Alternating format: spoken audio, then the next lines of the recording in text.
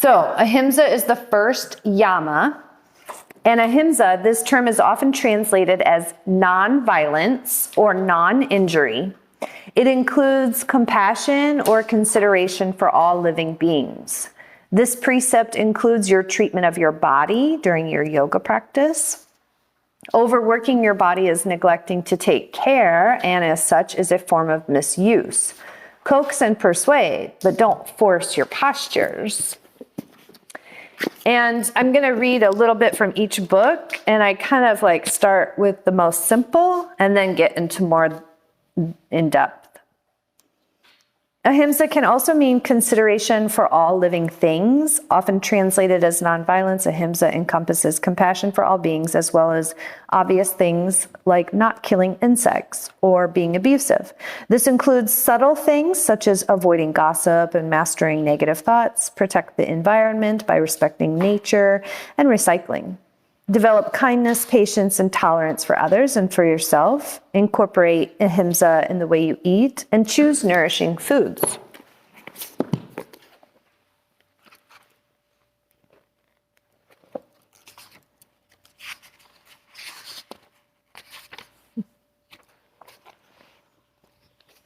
Of course, it's never right where I need it.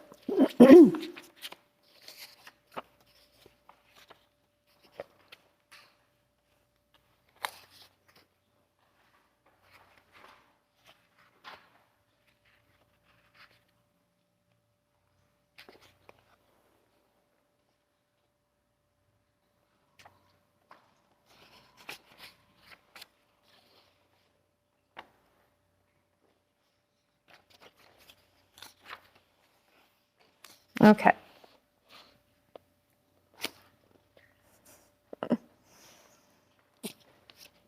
Embracing reverence and love for all, ahimsa, we experience oneness.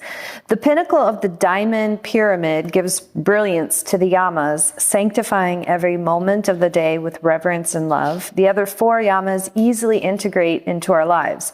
The practice of ahimsa transports us to golden age, Satyuga, awareness, where the entire world of people, animals, plants, and inanimate objects is our family and friends, and ultimately we are one.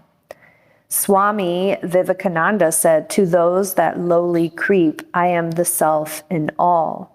As babies, we see the world through pure hearts and open eyes. We live the purity of ahimsa, experiencing oneness with everyone and everything. With the development of the mind's ability to discriminate, differences emerge. We must then be constantly reminded that even though people and things appear to be different, in our essence, we are all the same. Throughout time, many religious stories and books underplayed the loving and compassionate aspect of the divine, accentuating instead the fearful and punitive roles. Fear rationalized the storytellers would have the power to make us humble and thus believe in virtuous rules. It goes on, but I think you get the point on that one. So this one,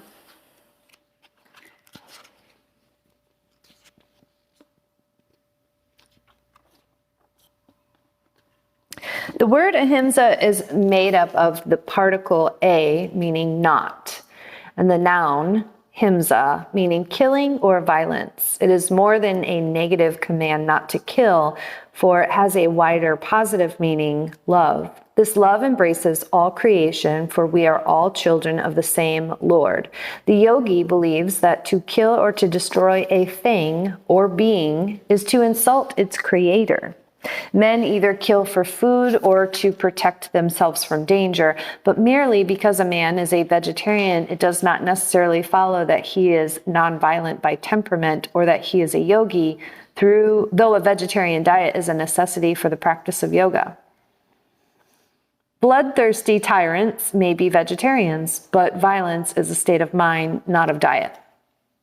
It resides in a man's mind and not in the instrument he holds in his hand. One can use a knife to pare fruit or to stab an enemy. The fault is not in the instrument, but in the user. Men take to violence to protect their own interests, their own bodies, their loved ones, their property, or dignity. But a man cannot rely upon himself alone to protect himself or others.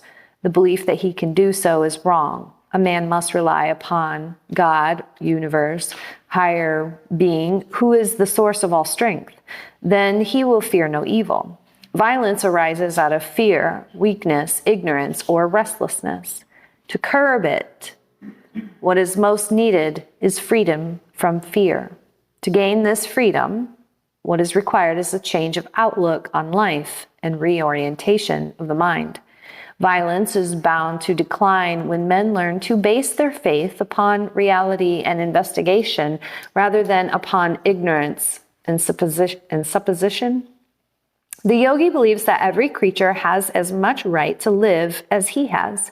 He believes that he is born to help others, and he looks upon creation with eyes of love. He knows that his life is linked inextricably with that of others, and he rejoices if he can help them to be happy. He puts the happiness of others before his own and becomes a source of joy to all who meet him. As parents encourage a baby to walk the first steps, he encourages those more unfortunate than himself, and makes them fit for survival. For a wrong done by others, men demand justice, while for that done by themselves, they plead mercy and forgiveness. The yogi, on the other hand, believes that for a wrong done by himself, there should be justice, while for that done by another, there should be forgiveness. He knows and teaches others how to live. Always striving to perfect himself, he shows them, by his love and compassion, how to improve themselves. The yogi opposes the evil and the wrongdoer, but not the wrongdoer. He prescribes penance, not punishment, for a wrong done. Opposition to evil and love for the wrongdoer can live side by side. A drunkard's wife will, while loving him, may still oppose his habit. Opposition without love leads to violence. Loving the wrongdoer without opposing the evil in him is folly and leads to misery. The yogi knows that to love a person while fighting the evil in him is the right course to follow. The battle is won because he fights it with love. A loving mother will sometimes beat her child to cure it of a bad habit, in the same way a true follower of Ahimsa loves his opponent. Now, I don't agree with every single word of this. It is a little outdated, of course, not up to date with the times, but you kind of get the gist, right? So if you guys have your Secret of Yamas, or if you want to sit close to each other, what we will do is take turns reading. And we'll start with page 3, and we will go into all the way through like chapter 3, I think is when it talks about Ahimsa. So we'll go from page 3 to page 24, but we'll just take turns reading. So who would like to begin on page 3? I can. Okay. Until when? Just. If you want to read that whole first chapter. Sure. Yeah, okay. In this age of technology, mass media, ever-expanding entertainment, and sophisticated marketing that keep us on the move and perpetually busy, the journey of self-discovery is often lost or related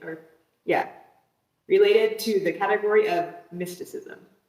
Yet, without a firm understanding of ourselves, who we are, how we relate to the world, and why we do the things we do, we cannot possibly live life to its fullest. We have explored ever-widening aspects of the outer world, both physically, in terms of the world's geography and composition, and theoretically, in terms of the scientific disciplines. We have plumbed the depths of the oceans, trekked through the distant wilderness, climbed every mountain, and taken tentative steps into space. We know the workings of distant solar systems and can predict the movements of subatomic particles.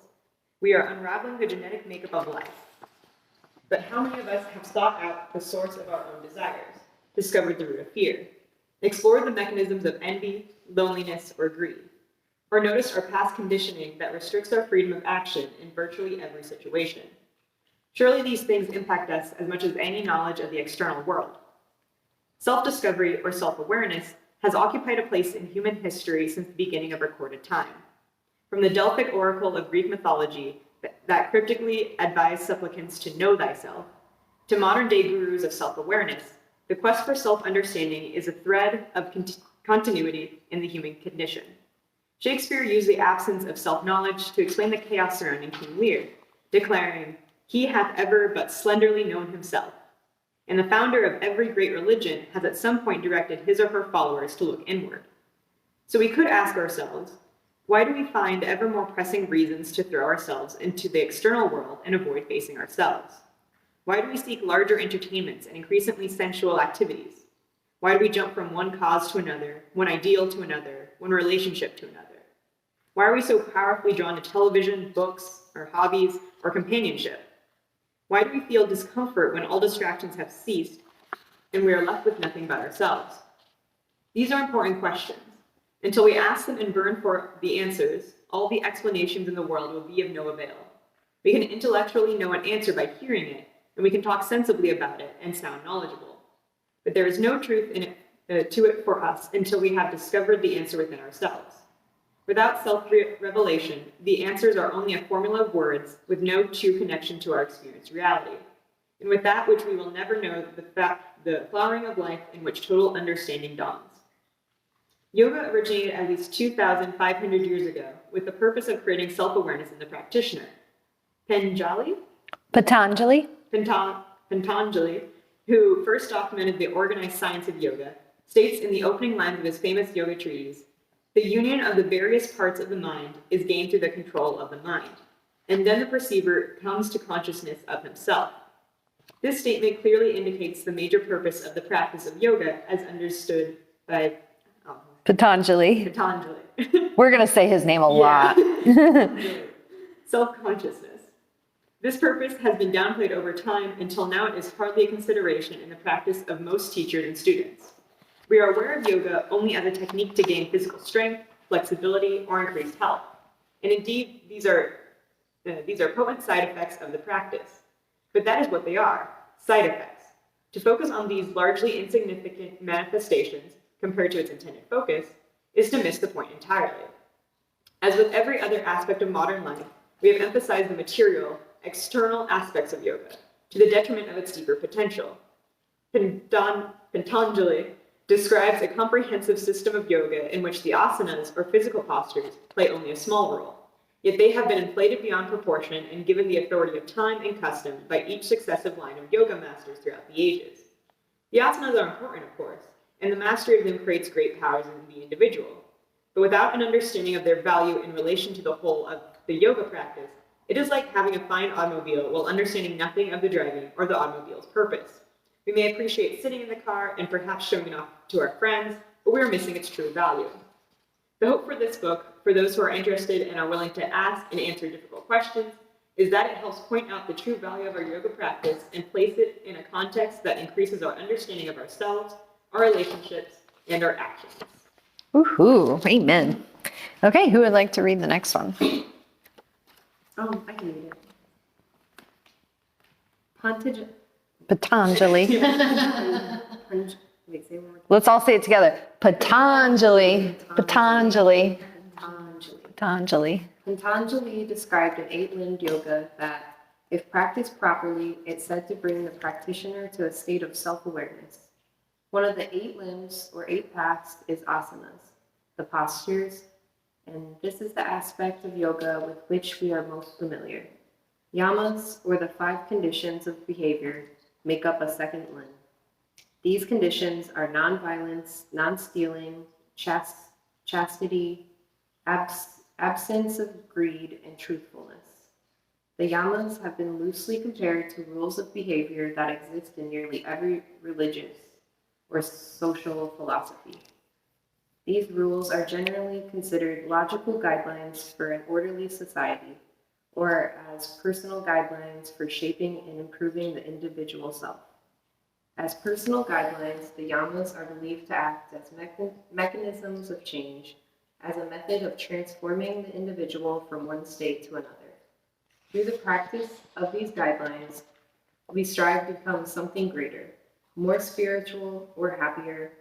We believe that we can discipline ourselves internally and through discipline change into something else. We can certainly discipline the body to become stronger and more flexible, but can we discipline our psyche so that we can change arrogance into humility, for example, or create love where hatred exists? Virtually every religion and social code encourages us to love our neighbor, but can we, through the power of will, create love? We can certainly act love. We can constrain our behavior and work to avoid hostility with our neighbor. We can smile and say appropriate words and conform to expectations. We can cultivate outward tolerance. We can pretend all manner of behavior. But how do we discipline ourselves in a state of loving? Anyone who has observed themselves in an effort to become loving will see the futility of this approach. We cannot learn to love your neighbor through discipline, force, or willful effort. Love flowers truly only when the heart and the mind are in perfect union, and this union itself cannot be brought into being through discipline or effort.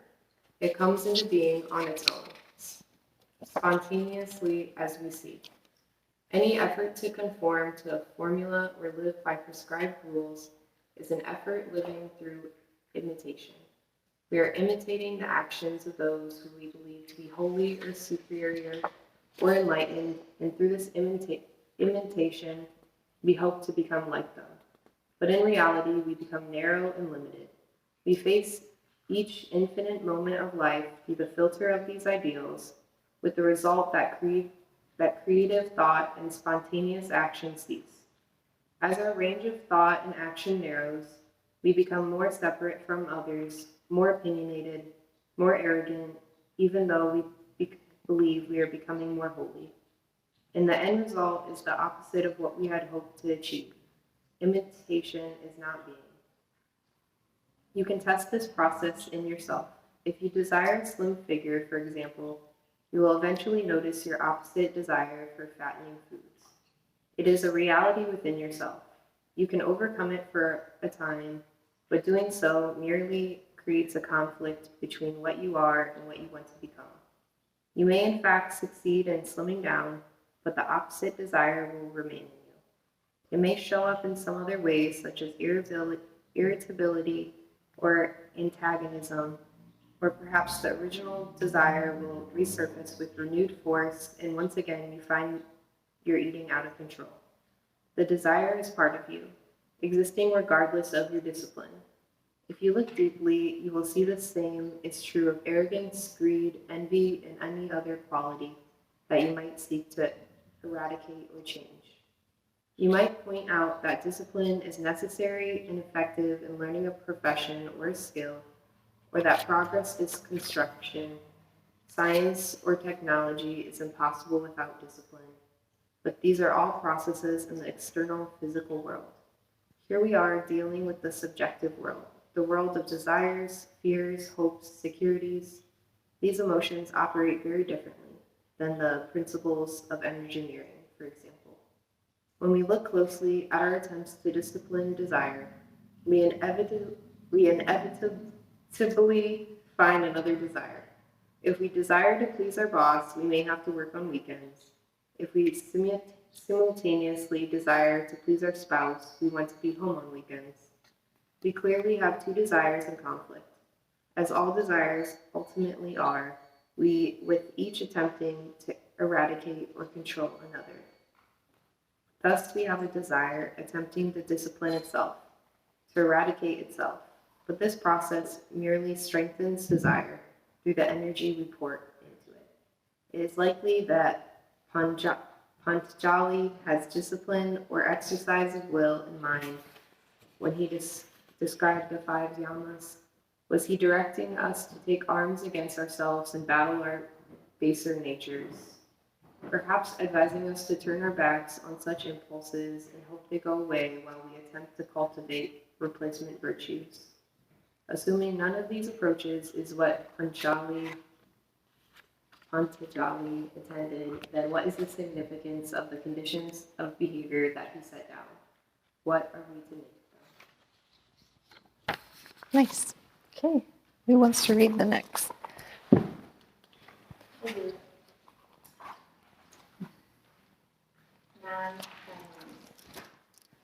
The first of the yamas is Ahimsa, a Sanskrit word translated alternatively as non-injury, non-violence, harmlessness, or absence of hostility.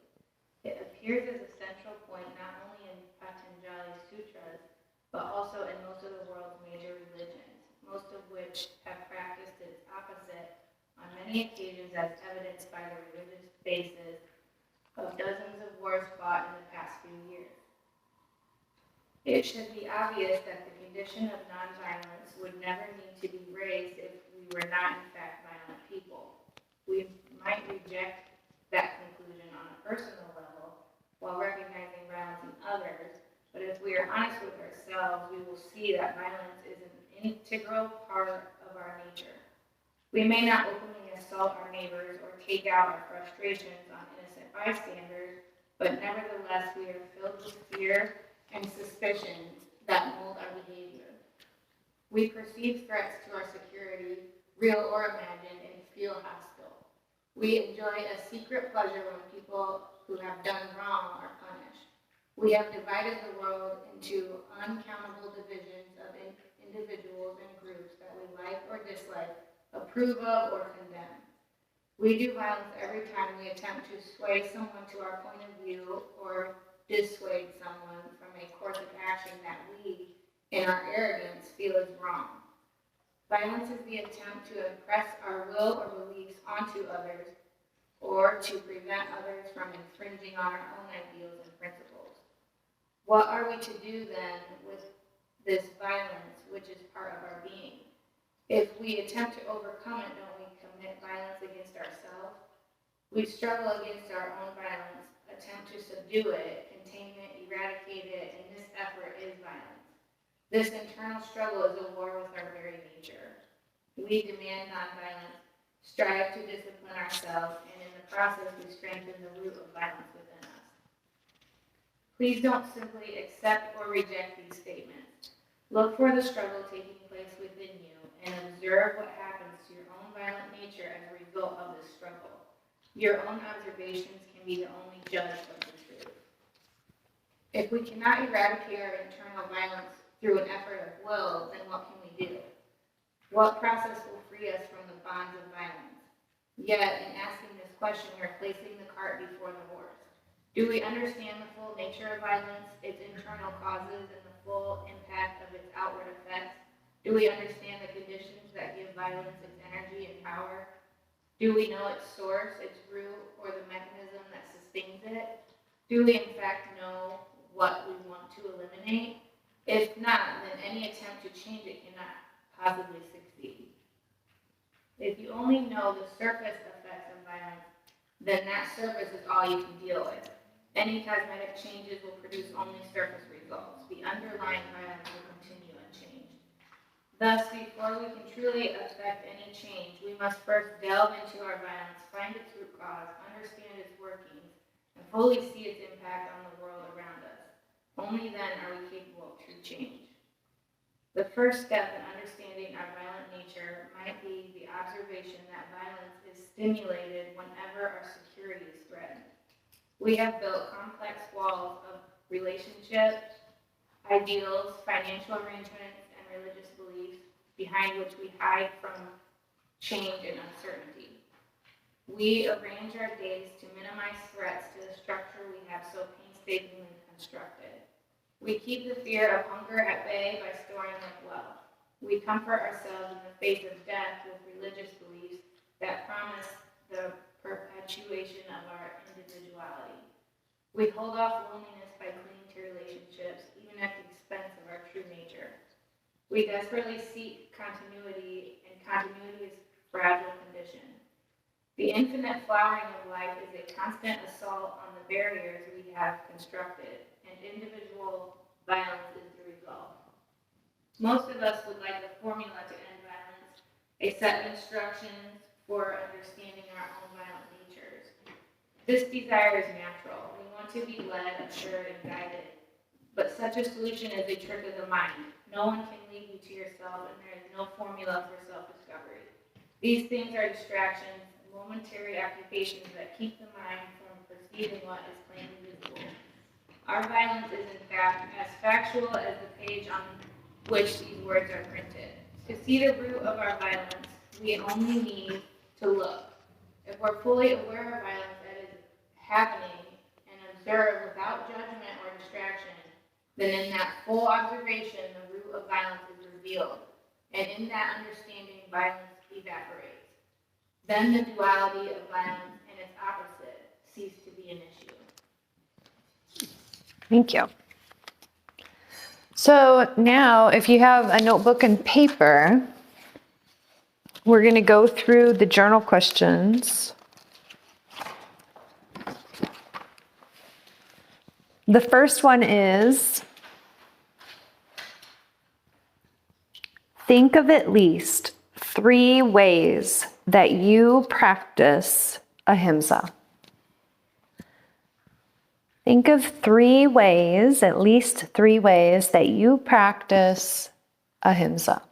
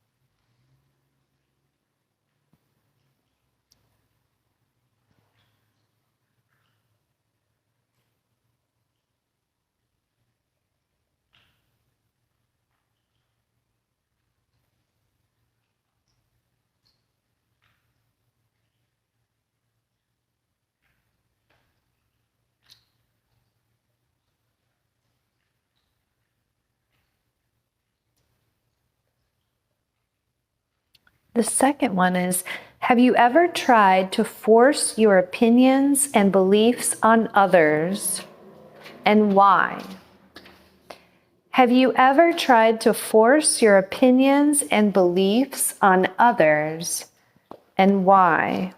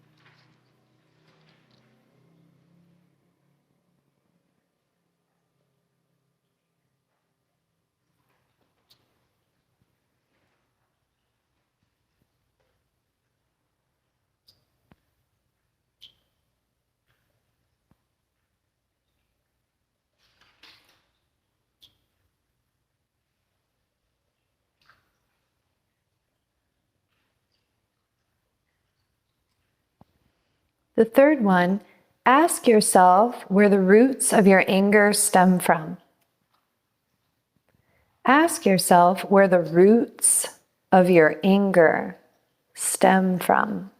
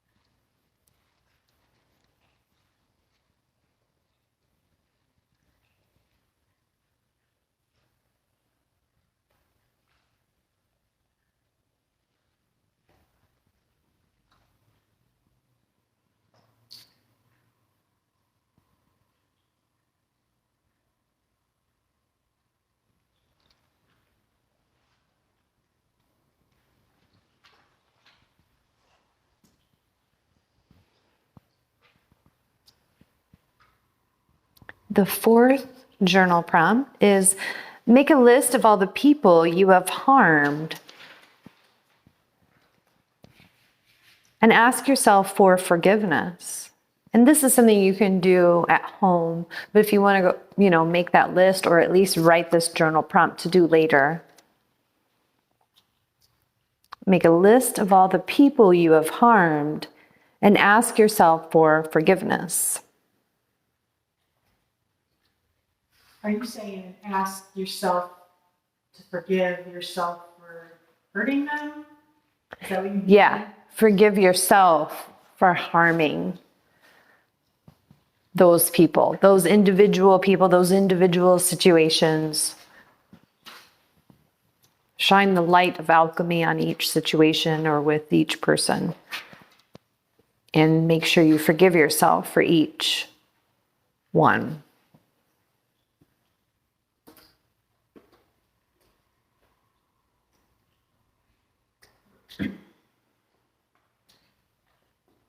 And then, although that might take some time, we'll move on to the next. And if you want to peruse that more in depth later, you can. What is your relationship to yourself? Do you practice Ahimsa for yourself? Or do you berate, judge, condemn, criticize, force your body into positions, starve yourself of nourishment, deny yourself of nurturing self-care time?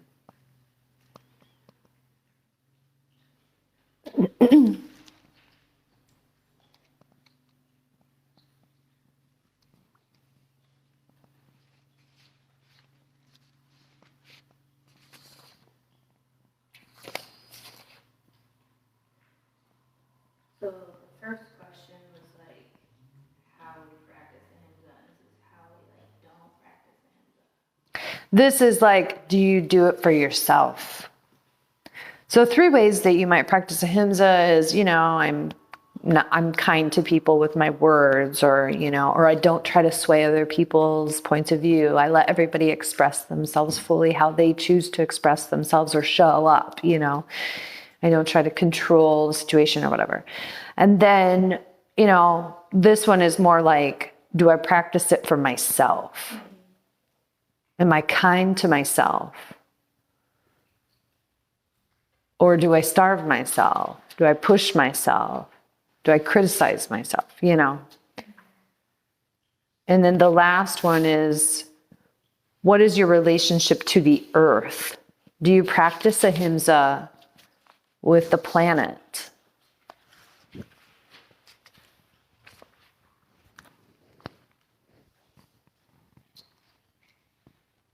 Do you practice Ahimsa with Mother Earth?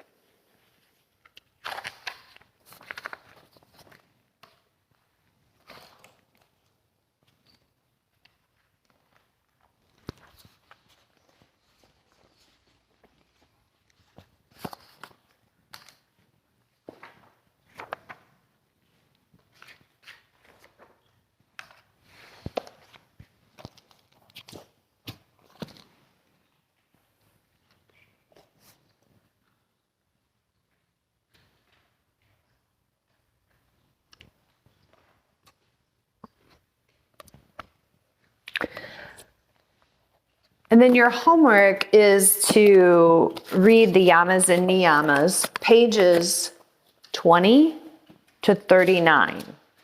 It's pretty much the chapter on Ahimsa, but it's pages 20 to 39. And then at the end of that, on pages 40 and 41, there's some questions. And you just pick one activity and journal about it. So I'm going to go there just so that we can. So like, there's a week 1, a week 2, a week 3, a week 4. You can read all of them and just pick which one that you want to do. I would say it's very easy for us to look at those and pick the easiest one. But if you like to, I encourage you to challenge yourself and pick whichever one is most challenging for you. And pick that one to exercise or do for that week and journal about it. Did you say anyone? Yeah, so there's like week 1, week 2, week 3, week 4. Yeah. And you would just pick one of those. Oh, Do that activity for that week and journal about it. Does that make sense? Can you say the pages again? So you read pages 20 to 39. And then the activity week 1, week 2 journal prompt activities, they're on pages 40 and 41. They're just right after the chapter.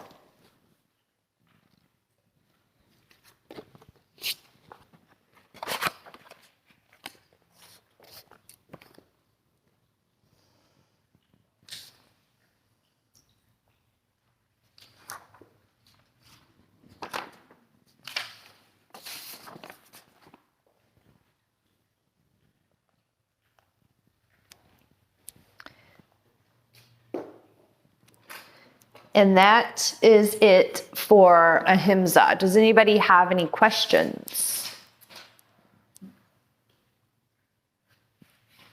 You can stop recording.